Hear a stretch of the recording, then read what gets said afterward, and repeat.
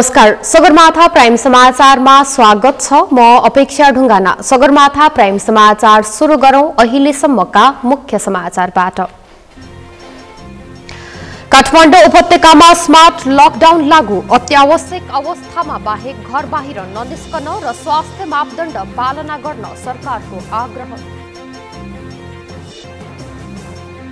नेकपा एमालेको जिल्ला अधिवेशन शुक्रबारदेखि जारी। 2 विषय सहित 56 जिल्ला कमिटीमा नेतृत्व चयन।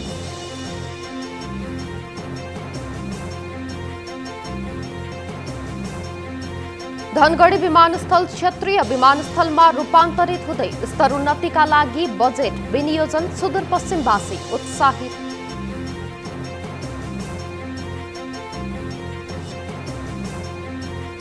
काजाखस्तानमा भएको हिंसात्मक प्रदर्शनमा सहभागी भएका 9,500 जना जेल चलान। हालसम्म 16 सुरक्षाकर्मी र 200 प्रदर्शनकारी मारिए।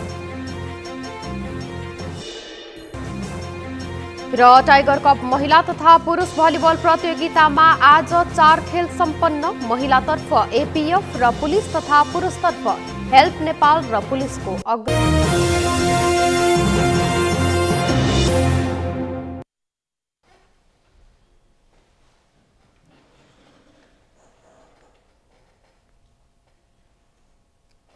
सगरमाथा प्राइम समाचार अब विस्तारमा।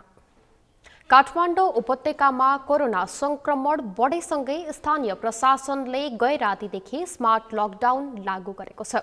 मंगलबार उपत्यकाका प्रमुख जिल्ला अधिकारीहरूको बैठकले रातिदेखि नै स्मार्ट लकडाउन लागू गर्ने निर्णय गरेको हो। जिल्ला प्रशासन कार्यालय काठमाडौँले स्मार्ट लकडाउनका लागि 18 वटा आदेश जारी गरेको छ। त्यस्तै ललितपुर र भक्तपुर प्रशासन कार्यालयले पनि फरक विज्ञप्ति निकाल्दै आदेश जारी गरेका छन्। स्थानीय प्रशासनहरूले सर्वसाधारणलाई अत्यावश्यक नपरी घर बाहिर ननिस्कन र सार्वजनिक स्थानमा जाँदा अनिवार्य मास्क लगाउन भनेका छन्। कोभिड महामारी सम्बन्धी स्वास्थ्य मापदण्ड अनिवार्य पालना गर्न, भौतिक दूरी कायम राख्न र साबुन पानीले बेला बेलामा हात धुन पनि प्रशासनले आग्रह गरेको छ। यसैगरी माघ 7 गतेदेखि सिनेमा घर र पार्टी प्यालेस लगायत सार्वजनिक स्थानमा जाँदा अनिवार्य खोप कार्ड देखाउन पनि आग्रह गरिएको छ। खोप कार्डको फोटो खिचेर मोबाइलमा राखे पनि हुने व्यवस्था गरिएको छ। यस्तै 25 जना भन्दा बढी भेला नहुन पनि आग्रह गरिएको छ। औषधि लगायत अत्यावश्यक वस्तु तथा सेवा आपूर्तिमा कृत्रिम अभाव सिर्जना गर्ने, मूल्य वृद्धि गर्ने गरेमा कानून बमोजिम कारवाही गर्ने पनि आदेशमा उल्लेख गरिएको छ। सरकारले यस अघि नै माघ 15 सम्मका लागि विद्यालय बन्द गरिसकेको छ।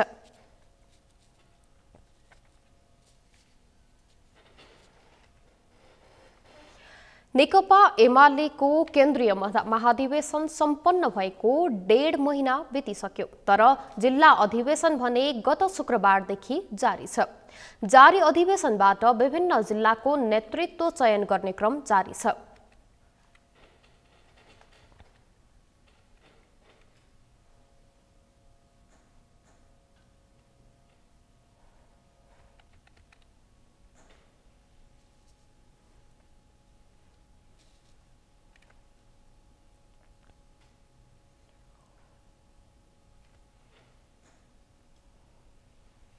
महाधिवेशन सम्पन्न गरेको नेकपा एमालेको जिल्ला अधिवेशन विगत 6 दिनदेखि जारी छ। जिल्ला अधिवेशनहरूबाट विभिन्न जिल्लाको नेतृत्व चयन गर्ने काम भइरहेको छ। केन्द्रीय महाधिवेशन सम्पन्न भएको करिब 1.5 महिनापछि गत शुक्रबारदेखि मात्रै एमालेको जिल्ला अधिवेशन सुरु भएको हो। शुक्रबार 63 जिल्लाको जिल्ला अधिवेशन अध्यक्ष केपी शर्मा ओलीले भर्चुअल माध्यमबाट एकैसाथ उद्घाटन गरेका थिए। एमालेका अनुसार बुधबार अपराह्नसम्म 56 जिल्ला र 2 विशेष जिल्ला कमिटीको मत परिणाम आइसकेको छ। अहिलेसम्मको अपडेटमा हाम्रो 65 वटा जिल्ला अधिवेशनहरू उद्घाटन भएको हो र हिजो आइपुग्दा पर्सासम्म गर्दाखेरि 66 जिल्लाको अधिवेशनहरू चाहिँ सुरु भएको हो। त्यो मध्येमा उपत्यकाको विशेष कमिटीका 2टा सहित जोड्दाखेरि हामी 56 जिल्ला अधिवेशनहरू घोषणा भइसकेका छन् त्यहाँका नेतृत्वको, र अरूहरूको हकमा चाहिँ कतै निर्वाचन भएको छ, कतै चाहिँ मतगणनाको क्रममा रहेको छ, कतै केही आंशिक रूपमा प्राविधिक कठिनाइहरू पनि परेको स्थिति छ। मंगलबार पर्सा र बुधबार 12 जिल्लाको अधिवेशन सुरु भएको एमालेले जनाएको छ। वडा र पालिका अधिवेशन राष्ट्रिय अधिवेशन अघि नै सकेको एमाले माघ 22 गतेसम्म हिमाली जिल्ला बाहेकका सबै जिल्लाको अधिवेशन सकिसक्ने जनाएको छ। माघको 22 गतेसम्ममा हिमाली जिल्ला बाहेक अरू बाँकी रहेका जिल्लाहरूको अधिवेशन गरिसक्ने र त्यसको साथसाथै त्यो उद्घाटन नभएका ठाउँहरू हिमाली जिल्लाहरूमा यो हिउँद पछाडि मात्रै ती अधिवेशनहरू सम्पन्न हुने। कोरोना महामारीको खतराको घण्टी बजिसकेको अवस्थामा एमालेको जिल्ला अधिवेशन जारी छ। सरकारले अनावश्यक भिडभाड नगर्न र नगराउन आग्रह गरेको छ। यस्तो अवस्थामा एमालेले स्वास्थ्यका सम्पूर्ण मापदण्ड अपनाएर मात्रै अधिवेशन सम्पन्न गर्न नेता कार्यकर्तालाई निर्देशन दिएको छ। अब यो पेन्डेमिक जसरी संसारभरि फैलिएको छ, हाम्रोमा पनि त्यसले विगत 2 वर्षदेखि जसरी जनजीवनलाई असर गरेको छ, स्वाभाविक रूपले राज्यले सरकारले लगाएका हेल्थका प्रोटोकलहरू हामीले नमान्ने भन्ने कुरै हुँदैन।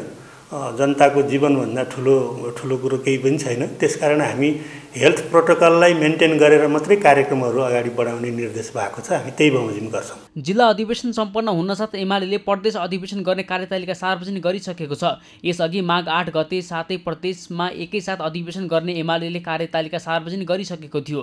तर राष्ट्रिय सभाको निर्वाचनका कारण माघ 22 गतेपछि मात्रै प्रदेश अधिवेशन गर्ने एमाले जनाएको छ। सगरमाथा टेलिभिजनका लागि क्यामेरामा सन्तोष छेत्रीका साथमा अमृत रकाल, काठमाडौँ।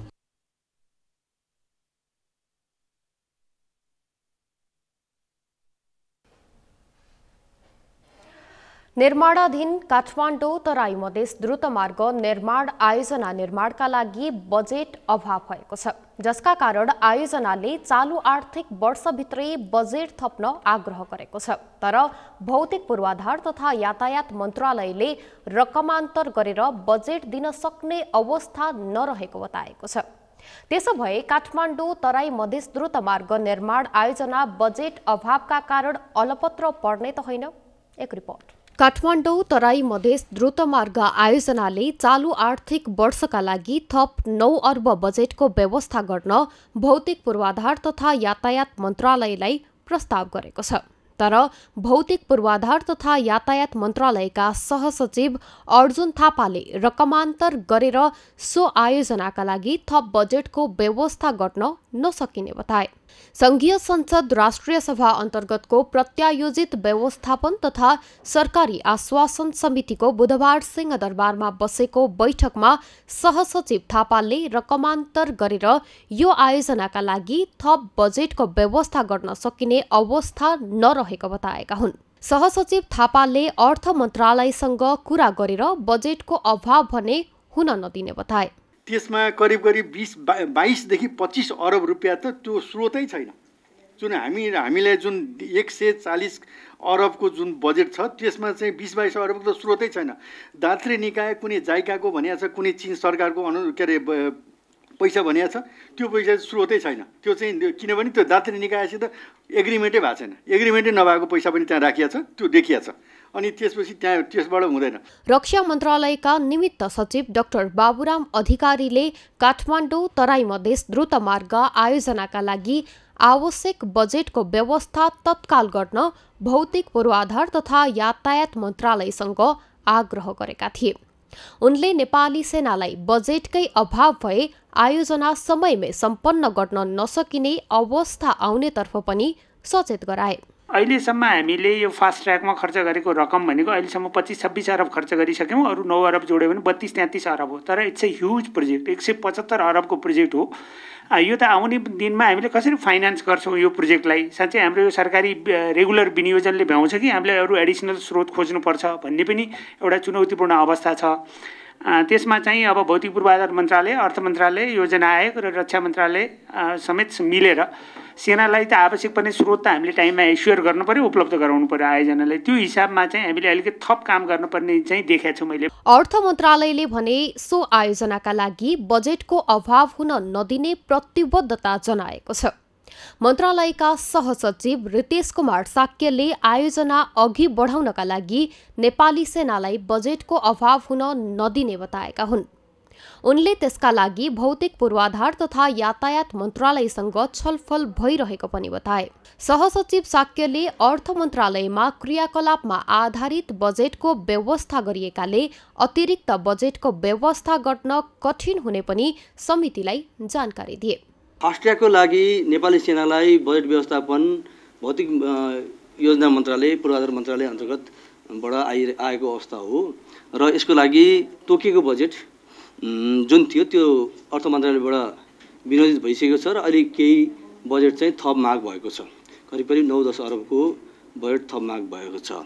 रुख कटानका कारण सो आयोजना अघि बढाउन समस्या नहुने गरी काम भइरहेको वन तथा वातावरण मन्त्रालयले जनाएको छ।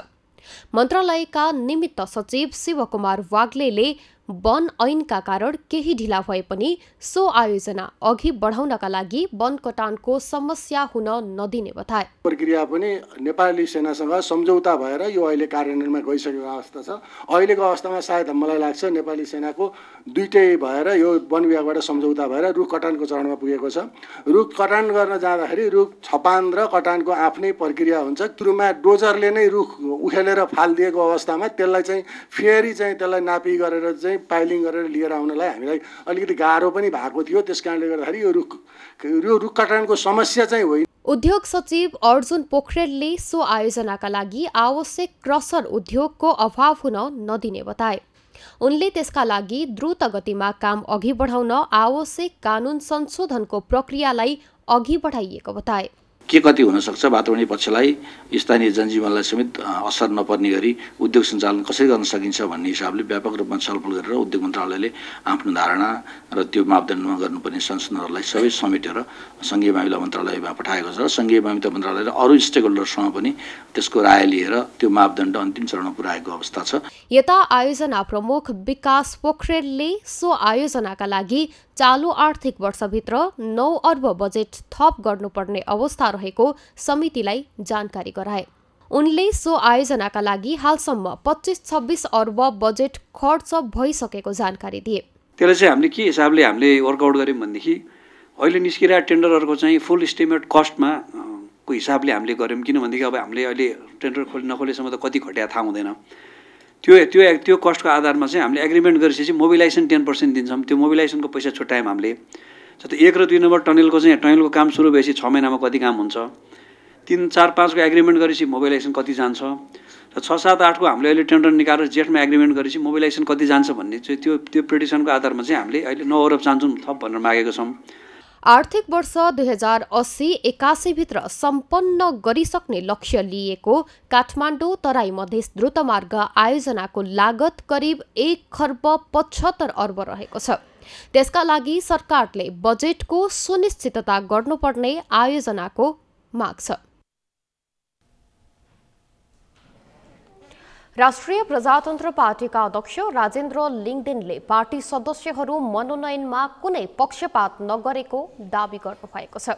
आज पार्टी कार्यालयमा आयोजित मनोनित पार्टी सदस्यहरूलाई शपथ ग्रहण गराउँदै अध्यक्ष लिङदेनले आफूमाथि मनोनयनमा पक्षपात गरेको आरोप लगाइरहे पनि त्यो सत्य नभई निष्पक्ष ढङ्गले पार्टी सदस्यहरू मनोनित गरेको बताउनु भएको हो। उहाँले आगामी दिनमा पार्टीलाई सडक र निर्वाचन दुवै मोर्चामा सशक्त ढङ्गले प्रस्तुत गर्ने पनि बताउनु भयो। अध्यक्ष लिङदेनले पार्टीले राजसंस्था, हिन्दू राज्य पुनर्स्थापनाको मुद्दासँगै भ्रष्टाचार विरुद्ध, जनजीविकासँग सम्बन्धित, रोजगारसँग सम्बन्धित अन्य मुद्दाहरू समेत लिएर अघि बढ्ने बताउनु भयो। उहाँले पार्टीमा मनोनित सदस्यहरूको परिपूर्ति अहिले नै भइ नसकेकाले अबका दिनमा पनि लैङ्गिक, समावेशी र समानुपातिकका हिसाबले गरिने समेत बताउनु भयो। उहाँले पार्टीमा महिलाको संख्यालाई संविधान बमोजिम पूर्ण गरेर जाने बताउनु भयो। कि समावेशी भएन, समानुपातिक भएन, विधानले निर्दिष्ट गरेका लैङ्गिक समावेशी समानुपातिकताका कुराहरू उल्लङ्घन भयो भन्ने जस्ता कुराहरू पनि कहीँ उठेको छ। यो सबलाई हामीले पूर्ण गर्छौँ, त्यसको लागि ठाउँ हामीले राखेको छ। अहिले चाहिँ अनिवार्य केही कामहरू मात्रै हामीले गरेका छौँ। पछिल्लो दिनमा हामी सबै चाहिँ पूर्ण गरेर जान्छौँ।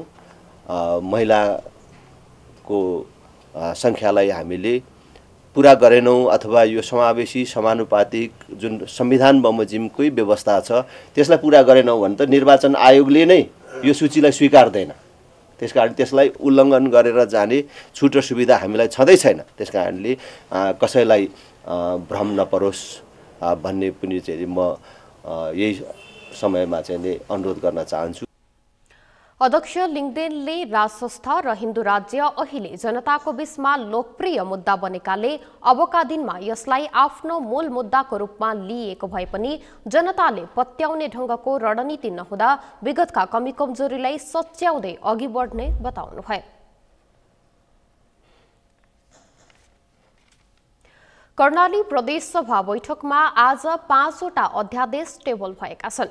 कर्णाली प्रदेश सभाको 9औं अधिवेशनको पहिलो बैठकमा कर्णाली प्रदेश विनियोजन अध्यादेश 2078, कर्णाली प्रदेश आर्थिक अध्यादेश 2078, प्रदेश लोकसेवा आयोग दोस्रो संशोधन अध्यादेश 2078, प्रदेश लोकसेवा आयोगका पदाधिकारीको पारिश्रमिक सेवाका शर्त र सुविधा सम्बन्धी अध्यादेश 2078 र कर्णाली प्रदेश खेलकुद विकास पहिलो संशोधन अध्यादेश 2078 टेबल भएका हुन्। प्रदेशका आर्थिक मामिला तथा योजना मन्त्री बिन्दमान विष्टले सभामा पेश गरेका कर्णाली प्रदेश विनियोजन विधेयक 2078 र कर्णाली प्रदेश आर्थिक विधेयक 2078 फिर्ता लिनु भएको छ।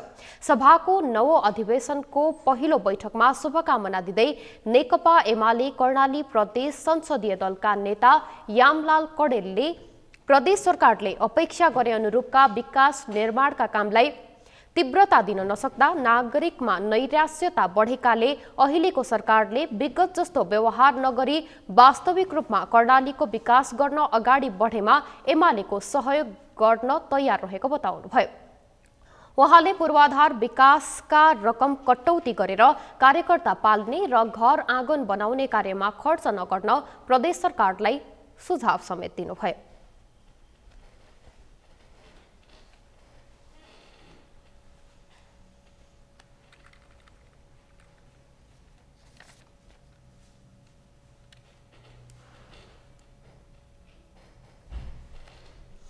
मतदाता परिचय पत्र वितरण प्रक्रिया व्यवस्थित हुन नसक्दा देशभरका निर्वाचन कार्यालयहरूमा दैनिक भेडभाड हुने गरेको छ। मतदाता नामावली दर्ताका लागि सेवाग्राहीहरू निर्वाचन कार्यालयहरूमा घण्टौसम्म लाइन बस्न बाध्य छन्। अहिले कोरोना संक्रमण दैनिक रूपमा बढिरहेको छ, तर पनि त्यसको प्रवाह नगरी नामावली दर्ताका लागि सेवाग्राही लाइनमा नै बस्न बाध्य छन्। नरेन्द्र महताराको रिपोर्ट।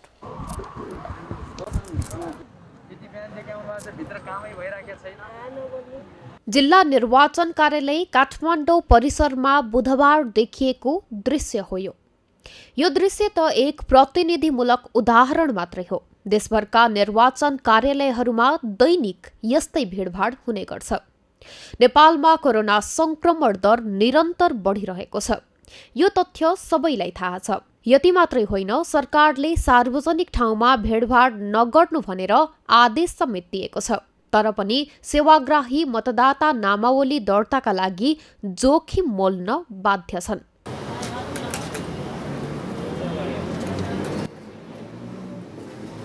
निर्वाचन नजिकै गर्दा निर्वाचन आयोगले 16 वर्ष उमेर पुगेका नागरिकहरूका लागि देशभर मतदाता नामावली दर्ता अभियान चलाइरहेको छ।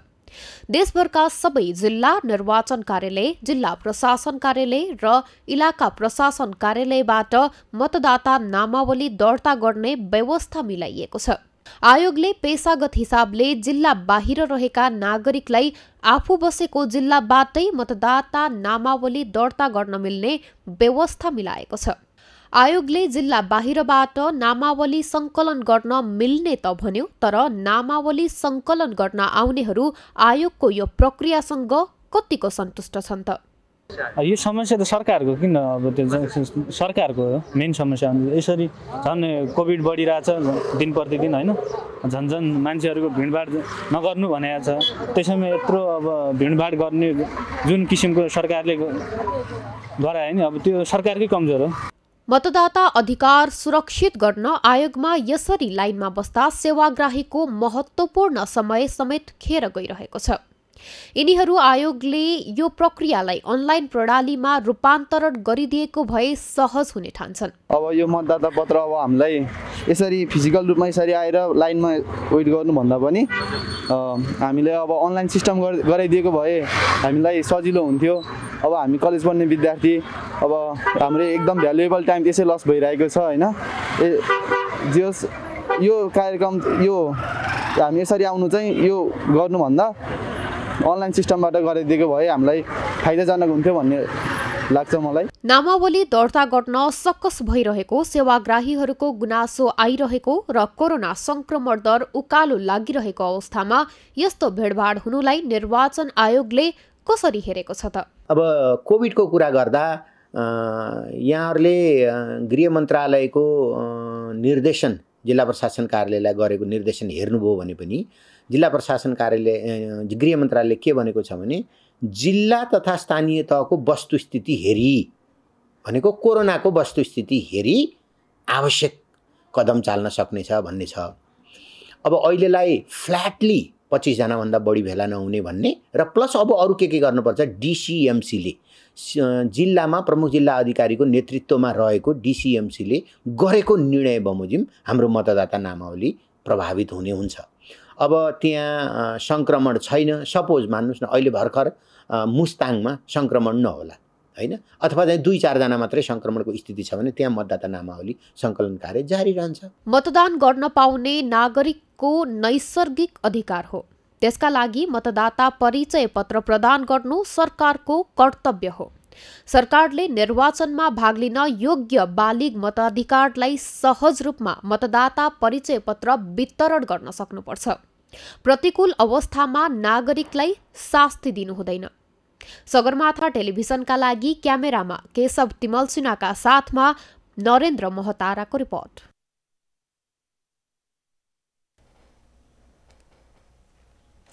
देशभरका निर्वाचन कार्यालयहरूमा दैनिक भिडभाड हुने गरेको छ। मतदाता नामावली दर्ताका लागि सेवाग्राहीहरू निर्वाचन कार्यालयहरूमा घण्टौसम्म लाइन बस्न बाध्य छन्। कोरोना भाइरस संक्रमण दैनिक बढिरहेको छ, तर पनि सेवाग्राहीहरू खचाखच लाइनमा बसेर नामावली दर्ता गराउन बाध्य छन्। यसै सन्दर्भमा हामीले सगरमाथा जनबोलीमा सेवाग्राहीहरूलाई सोधेका थियौं, मतदाता परिचय पत्र वितरण प्रक्रिया व्यवस्थित गर्न नसक्नुलाई के भन्नुहुन्छ। हेरौं उनीहरूको भनाई उनीहरूकै शैलीमा।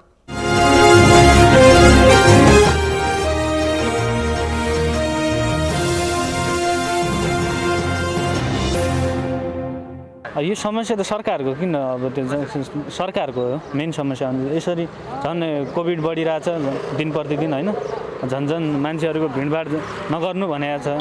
त्यसैमा यत्रो अब भिडभाड गर्ने जुन किसिमको सरकारले गरायो नि, अब त्यो सरकारकै कमजोर हो। कमजोरी त अब सरकारकै होला नि त। के कारण? अब स्मार्ट तरिकाले गर्न सकेन सरकारले, लाइन बस्नु पऱ्यो। अझै पनि कोभिड आइरहेछ त्यही पनि लाइन बसिरहेको छ हामी बिहानदेखि 4 बजीदेखि। अलि अनलाइन सिस्टम बनाएको भए सजिलो पनि हुन्थ्यो। यसमा चाहिँ अब नेपाल सरकारले सकेसम्म त गरिरहेकै छ, त्यही पनि अब हामी जनता आफै सजग हुन जरुरी छ। तर यो लाइनको यस्तो लाइन हुँदाहुँदै सङ्क्रमित फैलिरहेको छ होइन, त्यही पनि सरकारले यो मतदान केन्द्रको लागि गर्नको लागि कुपन सिस्टम बनाउँदा अलिक सहज हुन्थ्यो कि जस्तो लाग्थ्यो। यसरी लाइनमा बस्नुभन्दा प्रत्येकले आफ्नो आफ्नो जिल्लाबाट वितरण भइरहेछन् र हामी चाहिँ अब यहाँ काठमाडौँ जिल्लामा यहीँ बसेको कारणले गर्दा बाहिरी जिल्लाको लागि मात्रै यातायात गराएका छन्। यसले गर्दाखेरि जहाँसम्म लाग्छ अब यो वितरण सहजै होला जस्तो लाग्छ नि तपाईँको। पाउने 10 बजीदेखि आइपुग्यो, अहिले 12 बज्यो है। अब लगभग 2 घन्टा चान्जुन भयो, लाइनमा बसिरहेछ। अब भित्र अलिकति ढिला भयो कि जस्तो लागिरहेछ क्या। कमजोरी त हाम्रै हो, छुटको लागि त यसरी त भर्नु त पर्यो नि। यो गराउने पक्ष छ, त्यसको कमजोरी देखिन्छ। किनभने एउटा लाइनमा राखेर ओमिक्रोन आइरहेछ र यस्तो यो हामी भिड देख्न सकिन्छ। यो भिडले के जनाउँछ भने यो अब ओमिक्रोनको जुन सङ्क्रमण बढिरहेछ त्यसलाई यसले अझ बढाउने छ। सुविधा व्यवस्था गरेको छैन, बस्ने लेख्ने ठाउँहरू बनाइदिएको छैन होइन। लाइनमा बसेर लेख्नुपर्ने बस्नुपर्ने त्यसरी त्यस्तो समस्या भनौँ न।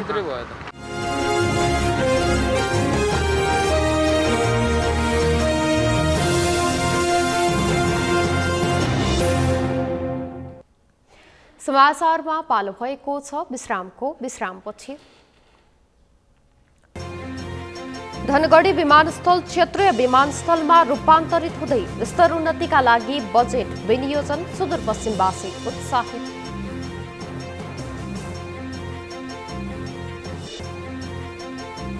पर्साको धोबिनी गाउँपालिकाको ओरिया खोलामा झोलुङ्गे पुल निर्माणमा 53 लाख रुपैयाँ घोटाला। 3 वर्षमा 2वटा पिल्लर मात्रै ठडियो।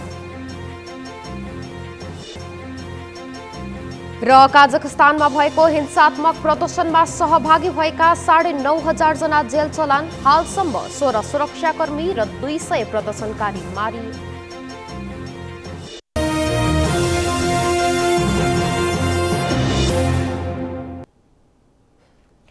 विश्रामपछि सगरमाथा प्राइम समाचारमा पुनः स्वागत छ। अब बाँकी समाचार। धनगढी विमानस्थलका लागि जग्गा अधिग्रहण गर्ने बहस सुरु भएको 2 वर्षपछि अन्ततः 1 अर्ब बजेट विनियोजन गरिएको छ। क्षेत्रीय विमानस्थल बनाउन आवश्यक पर्ने 250 बिघा जग्गा अधिग्रहण गर्नका लागि उक्त बजेट विनियोजन गरिएको नेपाल नागरिक उड्डयन प्राधिकरणले जनाएको छ। बजेट विनियोजनसँगै खुसी भएका यस क्षेत्रका नागरिकहरूले तीव्र कार्यान्वयनको माग गरेका छन्। कैलालीबाट दिनेश विष्टको रिपोर्ट। धनगढी विमानस्थल स्तर उन्नतिका मुद्दा उठेको 2 वर्षपछि बजेट विनियोजन भएको छ। क्षेत्रीय विमानस्थल बनाउन आवश्यक पर्ने जग्गा अधिग्रहणका लागि मन्त्रालयले बजेट विनियोजन गरेको हो। सो बजेटमा जग्गा अधिग्रहणसँगै धावन मार्ग विस्तारको योजना पनि राखिएको छ। तर नेपाल नागरिक उड्डयन प्राधिकरणले भने सुरुवाती प्रक्रियाका लागि बजेट विनियोजन भएको र आवश्यक परे थप बजेट छुट्याइने बताएको छ। सुरुवाती चरणमा यो बजेट विनियोजन भएको र थप बजेट आउने प्राधिकरणले जनाएको छ। विमानस्थललाई चाहिँ स्तरोन्नति गर्ने, क्षेत्रीय विमानस्थलका रूपमा चाहिँ विकास गर्ने, अब एयरपोर्टको रूपमा विकास गर्ने भन्ने कुरो चाहिँ धेरै पहिलेदेखि नै भइराखेको हो। यही विषयमा चाहिँ 2-3 वर्ष पहिले एउटा मास्टर प्लान बनेको थियो, तर त्योभन्दा अगाडि केही पनि भइसकेको थिएन। अब यसपालि चाहिँ हिजो मात्रै नेपाल नागरिक उड्डयन प्राधिकरणको सञ्चालक समितिले त्यो मास्टर प्लान पास गरेको छ र यसको चाहिँ अब प्रारम्भिक कार्यको लागि भनेर चाहिँ 1 अर्ब बजेट पनि विनियोजन गरेको छ। यसमा माननीय मन्त्रीज्यू एकदम धन्यवादको पात्र हुन्छ। यो क्षेत्रको लागि चाहिँ उहाँले यो एकदमै साहसिक काम गर्नुभएको छ। सुदूरपश्चिम प्रदेशको पुरै विकासको उस हिसाबले चाहिँ काया नै प्रयोग गर्ने खालको परियोजना रहनेछ भन्ने चाहिँ मलाई लागेको छ। अब यसलाई चाहिँ पूर्ण रूपमा चाहिँ समापनको स्थितिमा पुगाउनको लागि चाहिँ अब यहाँको राजनीतिक नेतृत्व तहहरूको सबै मिडियाकर्मीहरूको सबैको सहयोग चाहिँ चाहिन्छ। अब यो त हामीले एक किसिमले मन्त्रीजीको ठुलै साहस गरेर चाहिँ निर्णय गर्नुभएको हो। यसको आर्थिक स्रोतहरू जुटाउनेदेखि लिएर यसको सबै काममा चाहिँ अब स्थानीय सरकार, प्रदेश सरकार, राजनीतिक दलहरूको सबैको सहयोगले गर्दाखेरि मात्र यो सम्भव हुन्छ। म तपाईँहरू मार्फत सम्पूर्ण सुदूरपश्चिमवासीहरूलाई यो बधाई तथा यो काम सम्पन्न गर्नको लागि चाहिँ सहयोग गर्नुहुन पनि म हार्दिक आदर अनुरोध गर्दछु। विमानस्थल स्तर उन्नति हुने खबरले यहाँका पर्यटन व्यवसायी निकै उत्साहित भएका छन्। संस्कृति, पर्यटन तथा नागरिक उड्डयन मन्त्री प्रेम आले धन्यवादको पात्र भएको बताउँदै यहाँका पर्यटन व्यवसायीहरूले तीव्र कार्यान्वयनको माग गरेका छन्। विमानस्थल स्तर उन्नति भई क्षेत्रीय अन्तर्राष्ट्रिय स्तरको विमानस्थल बनाउन सके सुदूरपश्चिमको विकासले कोल्टे फेर्ने अपेक्षा लिएको छ।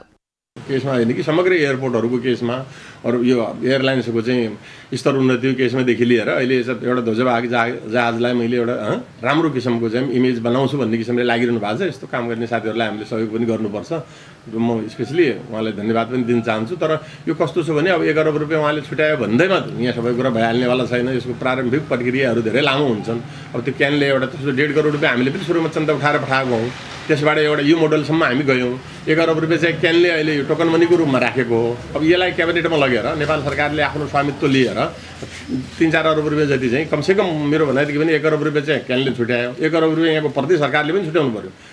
विमानस्थल स्तर उन्नतिको गुरु योजनामा अहिले कायम रहेको विमानस्थलको केन्द्रबाट पूर्व पश्चिम उत्तर र दक्षिणतर्फ गरी 450 मिटरदेखि 1 किलोमिटर क्षेत्रफलसम्मको जग्गा अधिग्रहण गर्नुपर्ने उल्लेख छ। सगरमाथा टेलिभिजनका लागि कैलालीबाट दिनेश विष्टको रिपोर्ट। पर्साको धोबिनी गाउँपालिका 1 घोडदाउरा टोल स्थित ओरिया खोलामा झोलुङ्गे पुल निर्माणमा लाखौं रुपैयाँ घोटाला भएको खुलेको छ। करिब 96 लाख रुपैयाँ छुट्याएर उपभोक्ता समितिसँग सम्झौता गरी सुरु गरिएको निर्माण कार्य अलपत्र परेसँगै लाखौं रुपैयाँ घोटाला भएको खुलेको हो। पर्साबाट नरेश सर्राफको रिपोर्ट। पर्साको धोबिनी गाउँपालिका 1 घोडदाउरा टोल स्थित ओरिया खोलामा झोलुङ्गे पुल निर्माणका लागि गाउँपालिकाले करिब 96 लाख रुपैयाँ छुट्याएको थियो अनि आर्थिक वर्ष 2075-76 मा नै 8 महिनाभित्र पुल निर्माण सम्पन्न गर्ने गरी उपभोक्ता समितिसँग सम्झौता पनि भयो। यति मात्रै होइन, उपभोक्ता समितिले 2 पटक गरी 53 लाख रुपैयाँ पेस्की समेत लिइसकेको छ। तर 3 वर्ष अगाडि नै पेस्की लिए पनि हालसम्म 2 वटा पिल्लर ठड्याउने बाहेक कुनै काम हुन सकेको छैन। धोबिनी गाउँपालिकाको कार्यालयका अनुसार कुल बजेट 95,97,000 मध्येबाट 53 लाख रुपैयाँ पेस्की उपभोक्ता समितिले लिए पनि करिब 8 लाख रुपैयाँ मात्र खर्च भएको देखिएको छ। तर समितिको खाताबाट भने सबै पैसा झिकिएको छ। सम्झौता अनुसार 8 महिनामा पुल निर्माण गर्नुपर्नेमा हालसम्म 10% पनि काम नभएको प्रतिवेदनमा उल्लेख छ। आज 3 वर्ष भइसक्दा पनि काम हुन सकेको छैन। उपभोक्ता समितिको खातामा 53 लाख रुपैयाँ गइसकेको छ र उपभोक्ता समितिको खाताबाट त्यो सबै पैसा गायब छ। जम्मा 6000 रुपैयाँ उपभोक्ता समितिको खातामा छ। काम जम्मा 5-6 लाखको भएको छ, त्यसको पनि इभ्यालुएसन भएको छैन, फरछट गरिएको छैन। म यहाँ हाजिर भइसकेपछि असोजको 8 गते हाजिर भएँ। हाजिर भएपछि मैले उपभोक्ता समितिलाई ताकेता गरेँ कि तपाईँहरू पुल बनाउनुहोस् कि पैसा फिर्ता गर्नुहोस्, महालेखा परीक्षकले ब्याज सहित असुल गर्नु भनेको छ, पत्र काटे। त्यस पछाडि विभिन्न किसिमको यहाँ चलखेलहरू सुरु भयो र उपभोक्ता समितिको अध्यक्षज्यूलाई यहाँ बोलाएर सोधपुछ गर्दाखेरि उहाँले के भन्नुहुन्छ, मलाई त्यो खातामा कति पैसा आयो, कहाँ गयो, कसले खर्च गर्यो मलाई थाहा छैन। निर्माणको नाममा 2टा पिलर उठेको छ, त्यसको इभ्यालुएसन हुँदाखेरि अब हामी प्राविधिक छैनौँ, त पनि यसो टेन्टेटिभ इभ्यालुएसन गर्दाखेरि 5-6 लाख 7 लाख बढीमा त्यति मात्रै भएको छ। पैसा चाहिँ 53 लाख चाहिँ खातामा गएको थियो, सबै गायब छ। निकायले पनि खोज तलास गरिराखेको छ। सम्बन्धित निकायले पनि तपाईहरु मार्फत पनि जानकारी हुन्छ। यसमा केही प्रगति हुन्छ जस्तो लाग्छ मलाई, कि पुल बन्छ कि जसले पैसा अनियमितता गरेको छ त्यो मान्छेहरु समातिन्छ। गाउँपालिकाका अध्यक्ष सुरेश प्रसाद कुर्मीले उपभोक्ता समितिले निर्माण सम्पन्न नगर्दै लिएको पेस्की फिर्ता गर्नुपर्ने बताए। उनका अनुसार के कति काम भइरहेको छ त्यसको मूल्याङ्कन गरेर बढी लिएको रकम फिर्ता गरिनेछ। अब हमने के पूरा तो मालूम नहीं क्या, जब सुनला बानी हमने के कि 40-42 लाख रुपया में 2 बेर की 3 बेर में मनबा, तो हम उपभोक्ता बनवा देंगे। वो बेरा हम एगो एनजीओ बा, एनजीओ से कांटेक्ट करेंगे कैसे कैसे होकेला एकर नियम कानून का बा, तो झुलूंगे पुल बोलू उपभोक्ता का मार्फत होकेला। तो हमने के परसा जिले में शायद वे एनजीओ बा यादव जी के, तो वो हिसाब से लोग कॉलक लो जो के उपभोक्ता बनवा दिए। उपभोक्ता में हाँ विनोद उपभोक्ता बनल काम शुरू भई, ठीक बा। काम शुरू नीचे के काम करी 40 फीट की कितना 38 फीट नीचा रहला सब ओकर ढाल पाड़ल रहला। अब ऊपर देखे में तना बुझाई जे कोनो काम होइल उ भइल बा। ओकरा बाद सीजी कंपनी हो कि कौन कंपनी हो बुटोल में जाके ओकर एग्रीमेंट होई, ओमे को अलग लो जे मेयर सार हो जाए। उपभोक्ता का अध्यक्ष तो जाते बाड़ो रो साक्षी में दिन मोर्चा रहे, हम सिग्नेचर हम गई रही। घोरदाउरा टोल धोबिनी गाउँपालिकाको विकट वडा मानिन्छ। बाटोको सुविधा नभएपछि स्थानीयहरू भारतीय बजारमा निर्भर छन्। नजिकै रहेको नेपाली बजार आउन समेत भारतको बाटो प्रयोग गर्नुपर्ने उनीहरूको बाध्यता छ।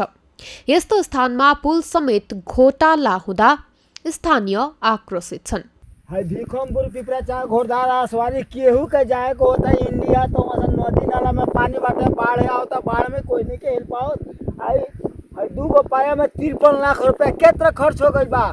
जाने का रोड यहाँ ना लिखो रोड हाउस सामने होते बा मेन रोड चल है लिया का वहाँ से तो दूर पुल लिया का लोग कल नंबरी में हालात दे लो अब केहू लोग अपना वहाँ से आओ नहीं का रास्ता लिखो कौन आने वहाँ से सब पैसा वहाँ से तो उतना पैसा आयल घोटाला करके मार के बैठ गए लोग मुखिया सदस्य वर्षौं बितिसक्दा पनि पुल नबन्दा स्थानीय मार खेप्दै आएका थिए तर स्थानीय सरकार आएपछि निर्वाचित जनप्रतिनिधिले पुल बनाइदिन्छ भन्ने आश स्थानीयमा थियो तर उनीहरूको आशमाथि तुषारपात भएको छ।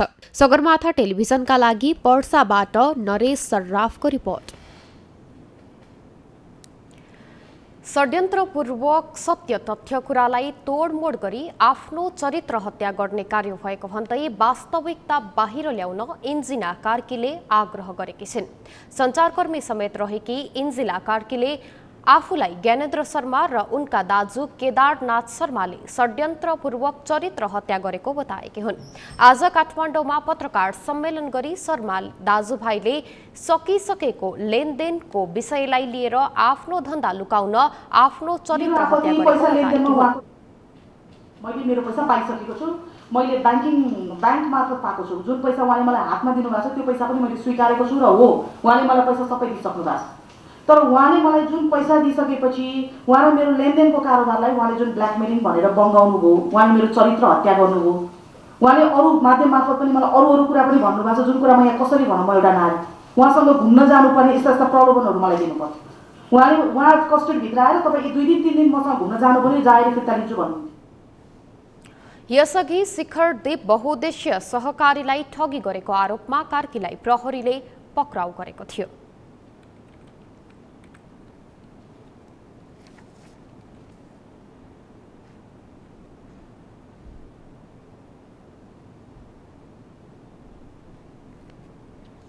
नागरिकता विहीनहरूले सरकारसँग नागरिकता पाउनुपर्ने माग गर्दै माइतीघर मण्डलामा धरना दिएका छन्। नागरिकता विहीन नेपालीहरूले सरकारसँग नागरिकता पाउनुपर्ने माग गर्दै आज पनि माइतीघर मण्डलामा धरना दिएका हुन्। धरना कार्यक्रममा नागरिकता विहीन नेपालीका राष्ट्रिय अध्यक्ष इन्द्रजित शाहले जन्मसिद्ध र एकल आमाका सन्तानलाई सरकारले नागरिकता नदिएको र संविधान बनेको 6 वर्षसम्म नागरिकता ऐन संशोधन नगरेको विरुद्धमा आफ्नो आन्दोलन केन्द्रित रहेको बताउनुभयो। उहाँले संविधानमा एकल आमा र जन्मसिद्धका सन्तानलाई नागरिकता दिने भनिए पनि ऐन संशोधन नगरी आफूहरूको अपहेलना गरिरहेको आरोप लगाउनुभयो। नागरिकता प्राप्तिको लागि जो तपाईको 2063 सम्म हैन जन्मसिद्धका आधारमा नेपाल सरकारले नागरिकता बाँड्यो र त्यसका सन्तानलाई चाहिँ कुन नागरिकता दिने कुरा 72 को संविधानले स्पष्ट गर्यो। तर संविधानमा लेखेर पनि नागरिकता ऐन संशोधन नभएको कारणले गर्दाखेरि जन्मसिद्धका सन्तान र एकल आमाका सन्तान अहिलेसम्म नागरिक भएर बसेका छन्। हामी चाहिँ कहिलेसम्म यसरी नै संविधान भएको 6 वर्ष भइसक्यो तर पनि नागरिकता ऐन संशोधन भएको छैन। हामी अहिलेसम्म हाम्रो बुवामा नेपाली नागरिकता प्राप्त भएर पनि हामी अहिलेसम्म नागरिकता पाएको छैनौँ। त्यही नागरिकता प्राप्तिको लागि चाहिँ हाम्रो यो आन्दोलन 25 गतेदेखि स्टार्ट भइसकेको छ हैन। आज 4औं दिन हाम्रो यो आन्दोलन। अब हामी यही भन्न चाहन्छु आजदेखि हाम्रो 24 घण्टा आन्दोलन छ। अब न यहाँ हामीलाई बस्ने ठाउँ छ न हामीलाई खाने ठाउँ छ। अब 24 घण्टा हामी यही बस्छौँ। सरकारले हामीलाई जेसुकै गरोस् हाम्रो अब लास्ट नारा यही छ, या त नागरिकता दे या त मार दे, हैन भने हामी कुन देशको नागरिक हो त्यसको जिम्मा लगाइदे। अध्यक्ष शाहले सरकारले आफ्ना नागरिकहरूलाई अनागरिक रूपमा राख्न नपाउने भन्दै सरकारको बारम्बार ध्यानाकर्षण गराउँदा समेत व्यवस्था गरेको बताउनुभयो। नेपालमा पछिल्लो 24 घण्टामा थप 3075 जनामा कोरोना भाइरसको संक्रमण पुष्टि भएको छ। स्वास्थ्य तथा जनसङ्ख्या मन्त्रालयका अनुसार यो अवधिमा 278 जना कोरोना संक्रमण मुक्त भएका छन्। एक रिपोर्ट। नेपालमा पछिल्लो 24 घण्टामा 3075 जनामा कोरोना भाइरसको संक्रमण पुष्टि भएको छ। स्वास्थ्य तथा जनसङ्ख्या मन्त्रालयका अनुसार देशभरका विभिन्न प्रयोगशालामा गरिएको 9091 जनाको पीसीआर परीक्षणमा 2448 र 3985 जनाको एन्टिजेन विधिबाट गरिएको परीक्षणमा 627 जनामा कोरोना पुष्टि भएको छ। यो साता परीक्षण दर 13.3% बढाउँदा संक्रमण दर अघिल्लो साताको तुलनामा 9.2% बढेको मन्त्रालयले जनाएको छ। मन्त्रालयका अनुसार पछिल्लो 24 घण्टामा कोरोना संक्रमणबाट 2 जना संक्रमितको ज्यान गएको छ। सोही अवधिमा मुलुकका विभिन्न अस्पतालबाट 278 जना कोरोना संक्रमण मुक्त भएको मन्त्रालयले जानकारी दिएको छ। देशभर सक्रिय संक्रमितको संख्या 11,690 पुगेको स्वास्थ्य मन्त्रालयले जनाएको छ। स्वास्थ्य मन्त्रालयका अनुसार नेपालमा हालसम्म कोरोना संक्रमणबाट 11,609 जनाले ज्यान गुमाएका छन्। त्यसैगरी 8,15,576 जना संक्रमित निको भएका छन्।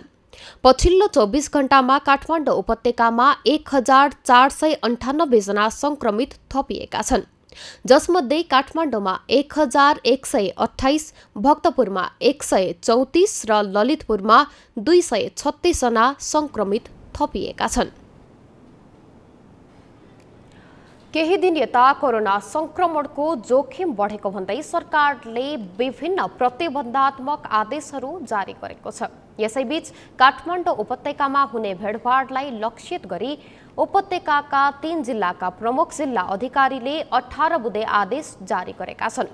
यो आदेशमा सर्वसाधारणदेखि व्यवसायीसम्मले के गर्न सक्ने के नगर्ने भन्ने तोकिएको छ। संकल्प बोहराको रिपोर्ट। केही दिन यता कोरोना संक्रमणको जोखिम बढेको भन्दै सरकारले विभिन्न प्रतिबन्धात्मक आदेशहरू जारी गरेको छ। यसैबीच काठमाडौँ उपत्यकामा हुने भिडभाडलाई लक्षित गरी उपत्यकाका 3 जिल्लाका प्रमुख जिल्ला अधिकारीले 18 बुँदे आदेश जारी गरेका छन्।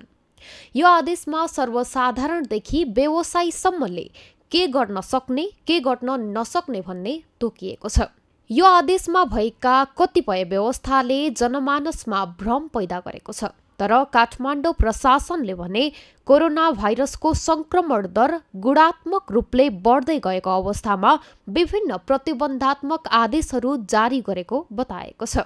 भारतमा बढेको ओमिक्रोन जोखिम र नेपालमा पर्न सक्ने त्यसको जोखिमका बीच सरकारले जारी गरेको आदेशसँगै काठमाडौँमा पनि सम्भावित जोखिमलाई कम गर्न सीसीएमसीको सिफारिस कार्यान्वयन गरिएको काठमाडौँका सहायक प्रमुख जिल्ला अधिकारी उमाकान्त अधिकारीले बताए।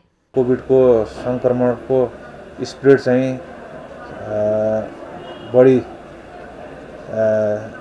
जाँचको क्रममा परीक्षण क्रममा बढ्दै गइरहेको र त्यसले चाहिँ सम्भावित जोखिमलाई चाहिँ थप जोखिमपूर्ण बनाउने सम्भावित स्वास्थ्य अवस्थालाई थप जोखिमपूर्ण बनाउने विश्लेषण भएपछि सीसीएमसीको सिफारिसको आधारमा सीसीएमसीबाट भएको सिफारिसलाई कार्यान्वयन गर्ने सन्दर्भमा जारी भएको आदेश हो। कोरोना रोकथाम नियन्त्रण तथा व्यवस्थापन सम्बन्धमा केन्द्रीय स्तरमा सीसीएमसीको र जिल्ला स्तरमा डीसीसीएमसीको संरचना रहेको छ। यस्तोमा भिडभाड जन्य क्रियाकलापको न्यूनीकरण, जनस्वास्थ्यका मापदण्डको पालनालाई प्रभावकारी बनाएर नागरिकमा स्वास्थ्य मापदण्ड पालना गर्न काठमाडौँ प्रशासनले आह्वान गरेको छ। संरचना छ र जिल्ला स्तरमा अहिले चाहिँ डीसीसीएमसीको संरचना छ। केन्द्रीय स्तरको संरचनामा पनि स्वास्थ्य विज्ञहरू, स्वास्थ्य क्षेत्रका प्रबुद्ध व्यक्तित्वहरू, पदाधिकारीहरूको चाहिँ सहभागिता रहन्छ र जिल्ला स्तरको संरचनामा पनि जनस्वास्थ्य विज्ञहरू, डाक्टरहरू चाहिँ को सहभागिता रहन्छ। कोरोनाको संक्रमणबाट प्रभावित व्यक्तिलाई समयमा उपचार गर्ने व्यवस्था गर्न अस्पताल, स्वास्थ्य युनिट, स्वास्थ्य संस्थाहरूको व्यवस्थापनमा स्वास्थ्य सामग्रीको उपलब्धता र त्यसलाई थप अपडेट गराइराख्न डीसीसीएमसीबाट निर्णय भएको काठमाडौँ प्रशासनको भनाइरहेको छ। संक्रमण दर बढ्न नदिन सूचना निर्देशनात्मक आदेशहरू प्रवाह भइरहेको प्रशासनले बताएको छ।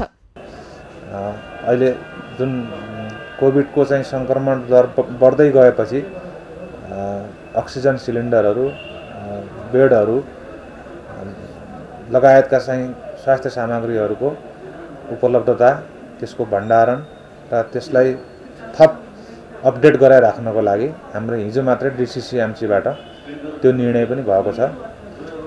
अक्सिजन सिलिन्डरहरूलाई अहिले चाहिँ कोही कसैसँग बाहिर चाहिँ अनौपचारिक रूपमा रहेको भए सम्बन्धित उद्योगमा स्थानीय तहमा अस्पतालमा चाहिँ फिर्ता गरिदिनलाई हामीले हिजो त्यो सूचना मार्फत पनि आह्वान गरेका छौँ। पूर्वाधारहरूतर्फ पनि स्वास्थ्य मन्त्रालय, DCCMC लगायतका संरचनाहरूबाट सम्बन्धित पूर्वाधारहरूको व्यवस्थापनका लागि थप गतिविधि अगाडि बढिरहेको काठमाडौँ प्रशासनले जानकारी दिएको छ। सगरमाथा टेलिभिजनका लागि संकल्प बोहराको रिपोर्ट।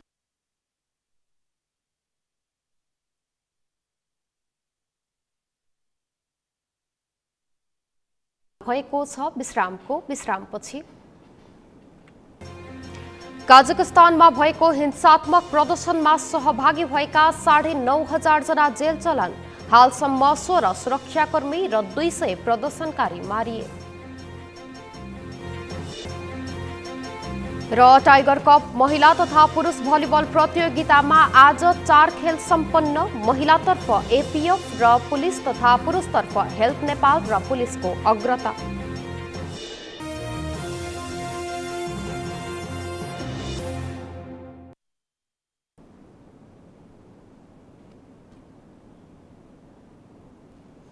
विश्रामपछि सगरमाथा प्राइम समाचारमा पुनः स्वागत छ। अब पालो अन्तर्राष्ट्रिय समाचारको।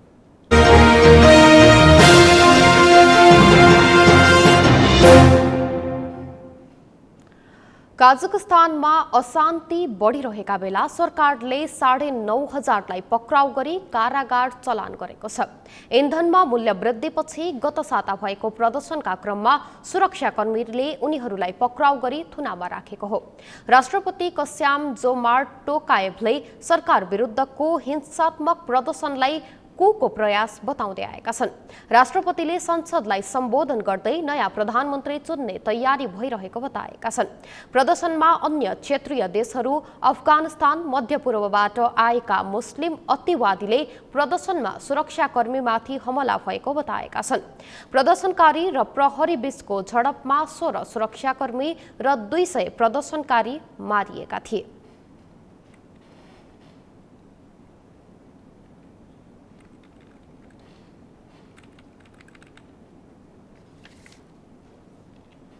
समाचारमा अब पालो खेल समाचारको।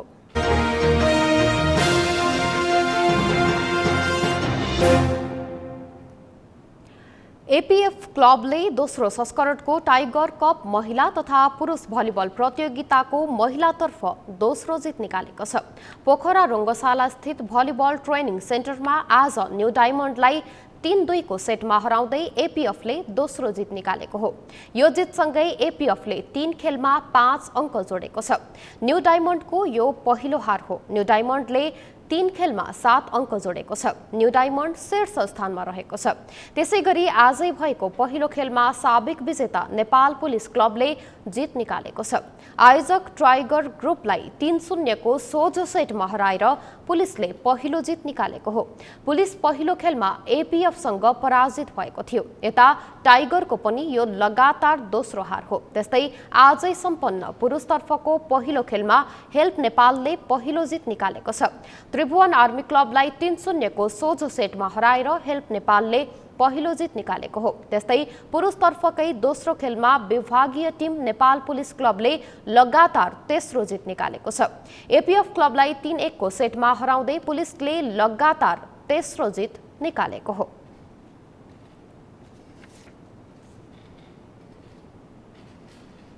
समाचारमा अब पालो मौसम सम्बन्धी जानकारीको। यस मौसम समाचारका प्रायोजक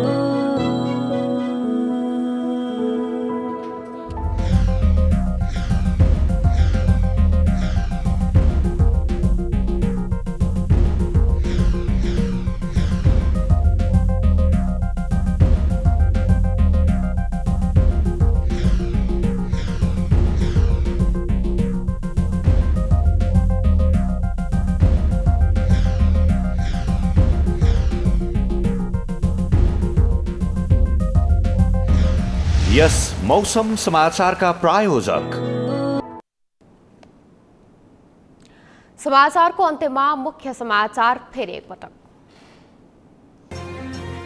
काठमाडौँ उपत्यकामा स्मार्ट लकडाउन लागू, अत्यावश्यक अवस्थामा बाहेक घर बाहिर ननिस्कन र स्वास्थ्य मापदण्ड पालना गर्न सरकारको आग्रह। नेकपा एमालेको जिल्ला अधिवेशन शुक्रबारदेखि जारी, 2 विशेष सहित 56 जिल्ला कमिटीमा नेतृत्व चयन।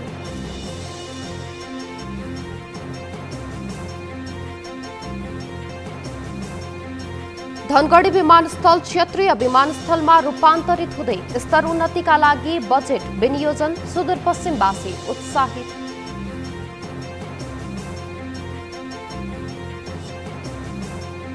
काजाखस्तानमा भएको हिंसात्मक प्रदर्शनमा सहभागी भएका 9,500 जना जेल चलान, हालसम्म 16 सुरक्षाकर्मी र 200 प्रदर्शनकारी मारिए।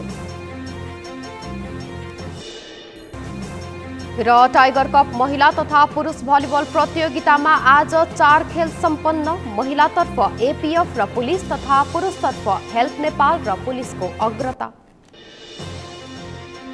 हवस् त सगरमाथा प्राइम समाचार अहिलेलाई सकियो। तपाईं समाचार बुलेटिनका साथै सगरमाथा टेलिभिजनका सम्पूर्ण कार्यक्रम www.sagarmatha.tv मा पनि पढ्न र हेर्न सक्नुहुनेछ। साथै युट्युबमा youtube.com/sagarmatha TV नेपालमा हेर्न सक्नुहुनेछ। साथै तपाईं हामीलाई फेसबुकमा पनि facebook.com/yastv नेपालमा फलो गर्न सक्नुहुनेछ। समाचारको शिखर, नेपालको गौरव, नेपालको पहिलो न्युज च्यानल सगरमाथा टेलिभिजन हेर्दै गर्नुहोला। नमस्कार।